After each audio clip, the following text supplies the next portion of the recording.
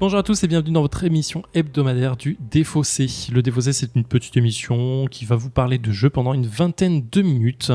Et pour ce faire, bien sûr, je ne suis pas seul, je suis accompagné de ma pote Alex. Hola. Aujourd'hui, ma chère Alex, je te propose de rester dans le thème de l'espace préhistorique. Ça veut rien dire, Et surtout, mais ça on veut n'y reste tout pas, dire. parce que sinon, ça voudrait dire qu'on est dans le futur. C'est vrai. Je te propose de partir dans l'espace préhistorique. Qu'est-ce que tu en dis ? Alors, l'espace, c'est pas mon truc, mais la préhistoire, je kiffe. C'est vrai, tu J'aime kiffes ? bien les dinosaures. J'aime bien les dinosaures, ça tombe bien parce qu'il ne va rien avoir. On va parler de Déméter. Déméter, c'est un jeu français de Mathieu Verdier et illustré par Olivier Moto, je ne sais pas si on dit Moto ou Moutou, et David Sitbon. C'est un jeu de Sorry We Are French, c'est l'éditeur et c'est un jeu qui dure environ 20 minutes pour 14 ans et plus et pour du 1 et plus joueurs, ce qui est plutôt pas mal parce qu'on peut en jouer en solo et tu connais mon amour pour les Et jeux c'est trop mignon solo. parce que 14 ans et plus et le joueur, c'est représenté par un astronaute. Oui, c'est trop mignon. Déméter, ça se passe... c'est quoi ? C'est un flip and write, c'est-à-dire qu'on va flipper des cartes, c'est-à-dire les retourner et prendre une petite page colorée et doodler dans cette page pour faire des petits gribouillages. J'aime bien ce mot doodle. Ouais, j'aime bien, c'est trop mignon. Je le trouve trop mignon. Et voilà, et ça se passe dans un univers très particulier, parce que ça se passe dans l'univers de Ganymede, donc, qui était le premier jeu de Sorry We Are French, qui était un jeu de placement d'ouvriers et de combotage, qui était très bien aussi par ailleurs, avec ce thème d'illustration un peu pixelisé et de couleurs un peu sombres, que moi j'adore en termes d'illustration. Enfin, visuellement, c'est deux jeux que je kiffe énormément, et sachez que si vous achetez le Déméter, vous avez des cartes bonus pour Ganymede. C'est vrai ? Ouais, dedans. Des vaisseaux bonus. Donc, que fait-on dans Déméter ? Dans Déméter, en fait, on est dans la suite donc de Ganymede et en fait on est ces scientifiques qui sont arrivés sur le satellite et on va commencer à explorer Déméter, donc qui est, je crois, je me suis pas renseigné donc je vais peut-être dire une lune qui est autour du satellite de Ganymede, et on va se rendre compte que la vie est sur cette lune, planète, sol en tout cas, et la vie sont des dinosaures, et ça c'est cool. C'est cool. C'est déjà très cool on aime. en soi.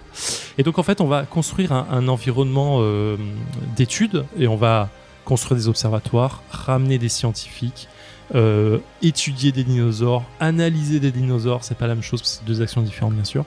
Et pouvoir en fait explorer un peu plus la faune, pas la flore pour le coup, de Déméter. Comment ça se joue ? Comme j'ai dit, c'est un flip and write. Donc en fait, on a 5 types de cartes. Bleu pour tout ce qui est scientifique, rouge pour les constructions, jaune pour les études, violet pour tout ce qui va être chimie, entre guillemets, et noir qui va être un peu bonus. On va retourner une de ces chaque cartes à chaque tour de jeu. Et on va chaque joueur va choisir une des cartes pour faire l'action qu'il y a dessus. Quand il fait l'action, il va soit colorer des petits bonhommes de scientifiques, soit des dinosaures pour dire qu'il étudie les dinosaures, et ainsi de suite, soit construire des observatoires, et ainsi de suite. Je ne vais pas rentrer en détail parce qu'il y a beaucoup de combos à faire, sachant que quand on a rempli une colonne, c'est-à-dire qu'on a fait au moins une action de chaque couleur, on a un combo qui arrive. Quand on a complété un certain nombre de dinosaures et étudié les dinosaures, on va pouvoir comboter, c'est-à-dire aller colorer d'autres choses, griffonner ailleurs. Et en fait, le jeu va vraiment jouer sur cet esprit de combotage. C'est-à-dire que dans les premiers tours, tu vas préparer un peu ce que tu peux faire. Et au 3e, 4e tour, en général, tu vas pouvoir faire ton action et en fait comboter directement en disant ok, cette action elle me donne 2 actions supplémentaires dans ce cadre-là, qui va me donner une action supplémentaire dans ce cadre-là, et en fait, tu vas essayer de comboter au maximum ce genre de choses. À la fin, il y a plusieurs façons de marquer des points. Il y a 4 objectifs qui sont prédéterminés au début du jeu. Il y en a 12 en tout, de mémoire. Ces objectifs, si on les a débloqués pendant le jeu, on peut les scorer. Et ça va être l'action violette qui va pouvoir en fait monter avec les cases vers un objectif qui nous plaît. Si vous avez la feuille sous les yeux, vous comprenez ce que je dis. C'est un peu cryptique. Ouais, c'est très cryptique comme ça. Vous avez pas la feuille, on va comboter avec le nombre de dinosaures qu'on a découvert, comboter en multipliant le nombre d'observatoires par rapport au nombre de dinosaures. Quand on a étudié tout le type d'un dinosaure, c'est-à-dire tous les Triceratops ou tous les bronchiosaures qu'il y a, on va pouvoir marquer des scores encore. Et en fait, il y a plein de scores, il y a plein de scorings différents. Je crois qu'il y a 1, 2, 3, 4, 5, 6, 7, 8, 9.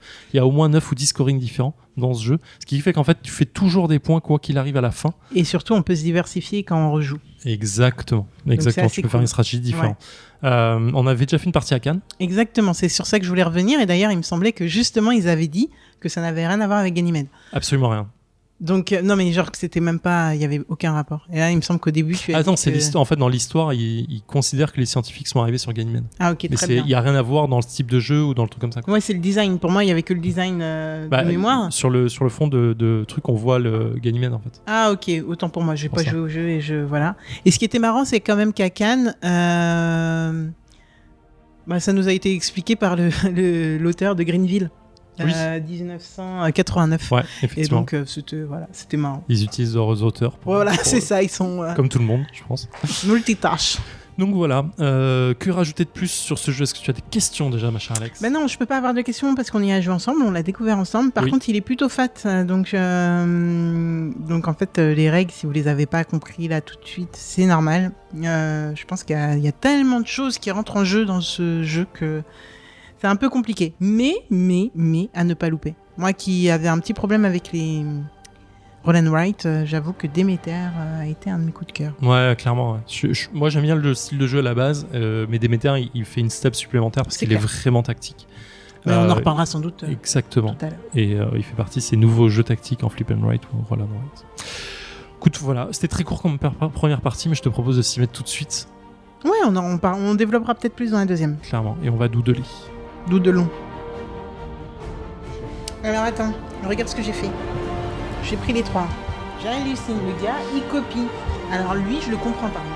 Lui, c'est à chaque fois que je fais du gris, je fais une patte en plus. Moi, j'ai lui. C'est quoi ça? Quand tu fais tous les dinosaures moi j'ai fait là.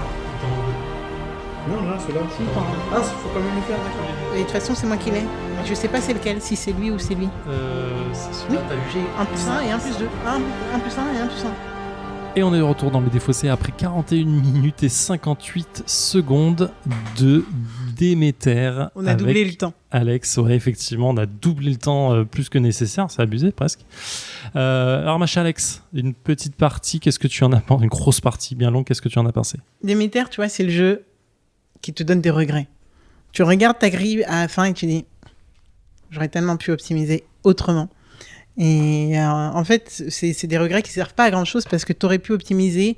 Si tu avais optimisé ailleurs, tu aurais perdu sans doute des points encore ailleurs. Et donc, c'est forcé. Il y a des moyens de mieux scorer puisque c'est un jeu qui demande justement cet exercice.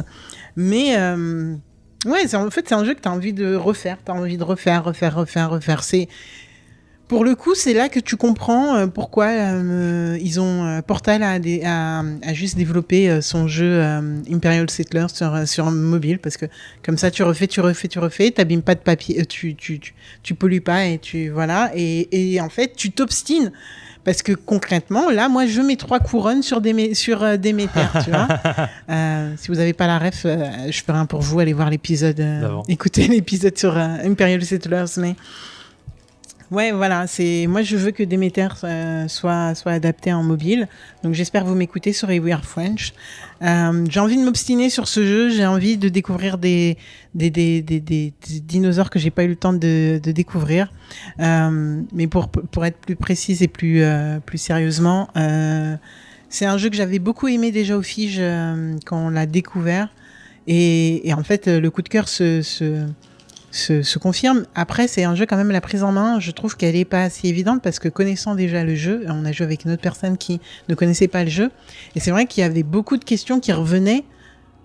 C'est peut-être logique, mais en fait, il y a un trop plein au niveau de tout, des possibilités, que ouais, on a besoin de se rassurer à chaque fois, on a besoin de se rassurer sur les règles, mais aussi sur les possibilités et compagnie.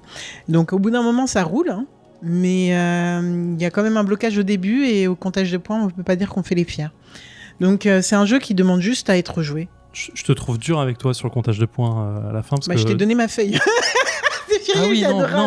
Pardon. Je te disais, c'est vraiment adorable, je disais ça pardon, je te disais ça dans le sens comptage de points, dans le sens tu fais pas le fier parce que tu fais pas beaucoup de points. On n'est pas si loin que ça en termes de points. T'es à 69, je suis à 75, c'est pas déconnant, quoi, tu vois, c'est juste peut-être un move que j'ai fait qui est différent, qui m'a fait 5 points d'écart, quoi. 6 points d'écart, c'est pas la mort. Alors que j'étais trop bien partie, j'étais fière de moi au départ. Et en plus, t'as dit à la fin, en off, j'aurais dû faire ça m'aurait donné 5 points de plus. Oui, mais en fait, ça m'aurait donné 5 points, mais ça m'en aurait enlevé 2 plus, j'aurais eu un dinosaure en moins, donc je pense que... Ah oui, ça jouait des choses. C'est pour ça que je dis, en fait, oui, tu peux optimiser, mais tu sais pas ce que ça va t'enlever. Là, concrètement, je ne sais pas où j'ai merdé. Et je pense que c'est impossible parce que tu gribouilles ta feuille, donc c'est impossible pour toi de revenir en arrière sur tes actions pour avoir une réflexion à froid. Mais... Comme tout se fait à la chaîne, mais vraiment à la chaîne, c'est ok, j'ai fait ça, donc ça me donne ça. Mais ce truc-là, il faut le faire tout de suite. Tu peux pas le retarder, donc il faut vraiment penser ton action en amont en disant ok, quelle chaîne ça va me faire. Non, c'est pas intéressant. Là, ça me bloque, ça me fait voir. Parce que moi, à la fin, je me suis retrouvé avec des trucs que je pouvais faire, mais je pouvais pas placer parce que perdu, quoi. Tu vois. Le seum, quoi. Et c'est un peu dommage. Mais ça combote de folie. Et c'est pour ça qu'aussi, malheureusement, et ça c'est peut-être un petit point négatif, en gros, à un moment, tu m'as demandé, mais comment ça se fait que tu as autant de dinosaures? J'étais incapable de te le dire, tu vois. Ouais. Tu peux pas avoir une réflexion sur ce que tu as fait et ce qui t'a amené là, parce que il y a trop de trucs. Oui, mais effectivement, moi, c'est ce que j'aime là-dedans, c'est que tu dis, ok, tu commences à penser, ah tiens, ça me fait ça, ah tiens, ça me fait ça en plus.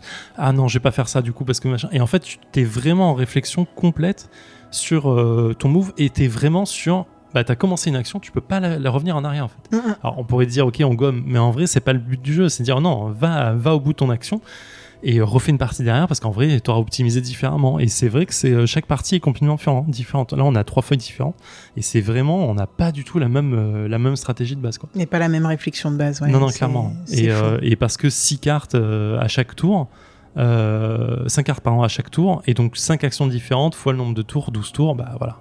Plus les cartes, ouais, effectivement, t'as 15 cartes dans chaque couleur, tu en enlèves 3 au début du jeu pour faire le renouvellement et en fait tu vas jouer. Là c'est la première fois que je faisais les petits maisons bonus. Les maisons bonus. Ouais. On a des maisons qui permettent d'avoir des bonus en plus selon les catégories, etc. Et voilà. Le problème aussi des roll and write, c'est que vous devez pas tout comprendre quand on parle, parce que on parle de choses c'est assez obscur, je pense, quand on est extérieur, mais Demeter, pour le coup, c'est un vrai coup de cœur.